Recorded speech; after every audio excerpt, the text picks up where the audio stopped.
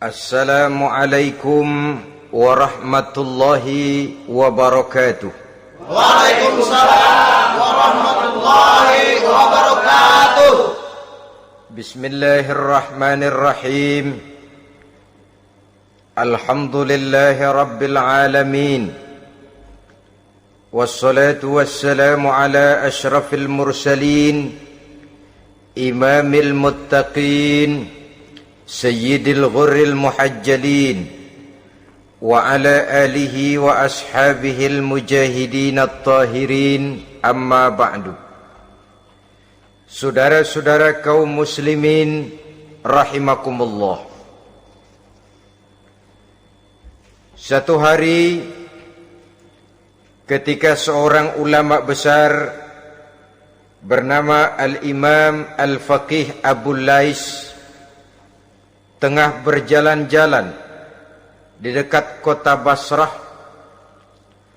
berkelumpulah sekelompok orang di dekat beliau. Mereka datang mengajukan satu pertanyaan. Imam, kami ingin bertanya. Di dalam Al-Quran itu Allah Subhanahu wa ta'ala menjelaskan, Ud'uni astajib lakum. Berdoalah kepadaku, aku akan jawab doamu. Mintalah kepadaku, aku kabulkan permintaanmu.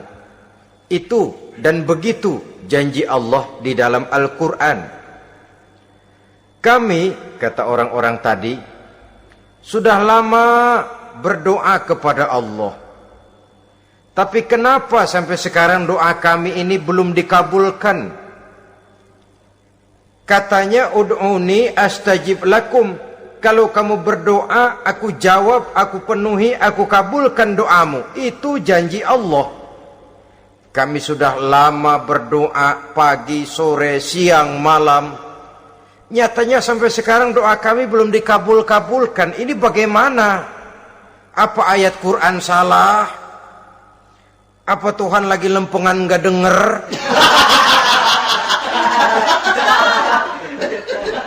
Apa doa kami yang terbalik? Kelihatannya sepele saja ini. Doa tidak didengar oleh Allah. Permohonan tidak dijawab, tidak dikabulkan oleh Allah. Tapi sebenarnya kalau kita mau merenung, kemalangan apa yang paling besar dalam kehidupan ini selain daripada kalau permohonan dan doa kita sudah tidak dihiraukan oleh Allah?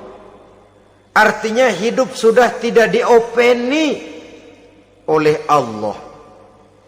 Jangankan Allah, saudara-saudara, kita nggak diopeni sama mertua saja bingung.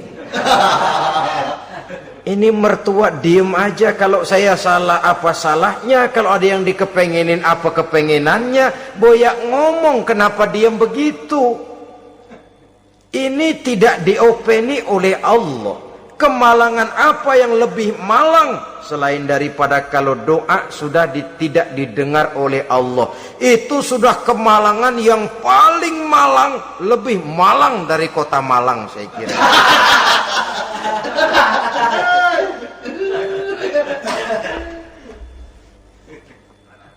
Menghadapi pertanyaan ini, Imam Al-Faqih Abu Lais senyum.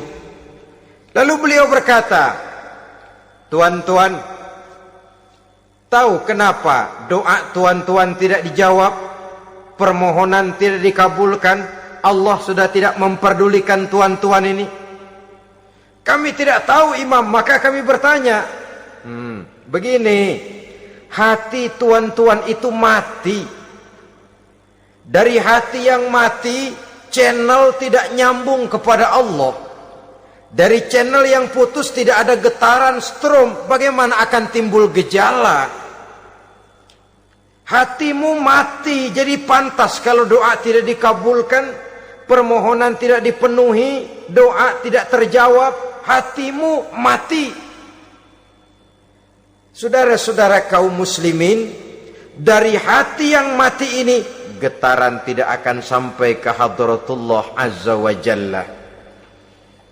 Nah, ini juga satu penyakit yang kita sangat khawatirkan, yaitu apabila hati kita sudah mati selagi jasad masih hidup. Artinya, jadilah kita bangkai berjalan di hadapan Allah subhanahu wa ta'ala.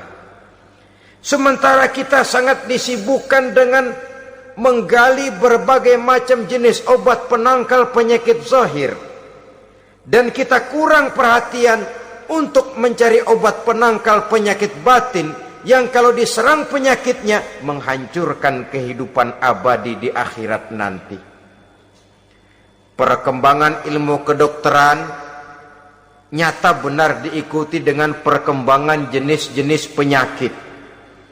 Makin maju ilmu kedokteran, makin modern penyakit. Ngerti juga rupanya itu penyakit.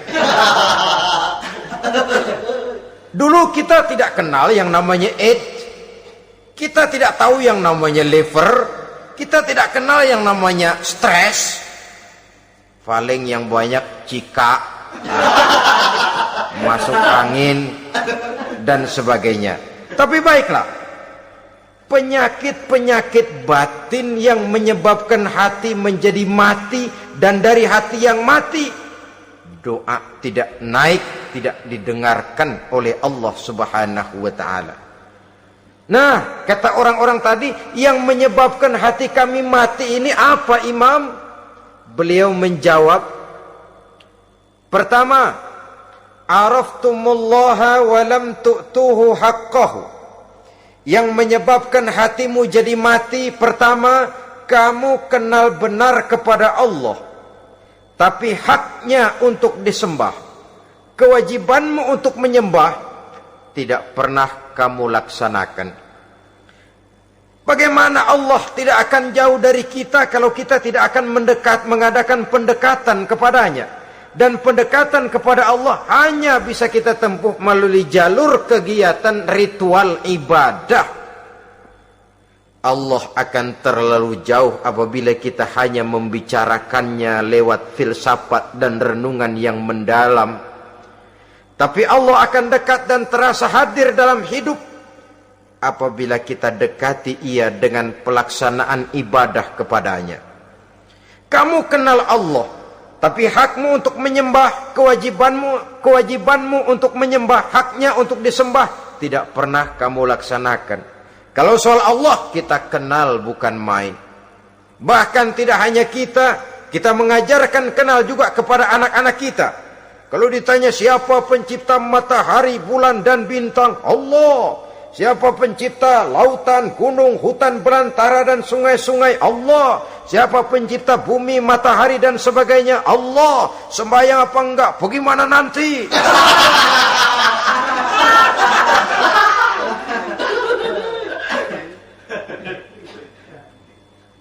Tanpa pendekatan, Allah akan jauh.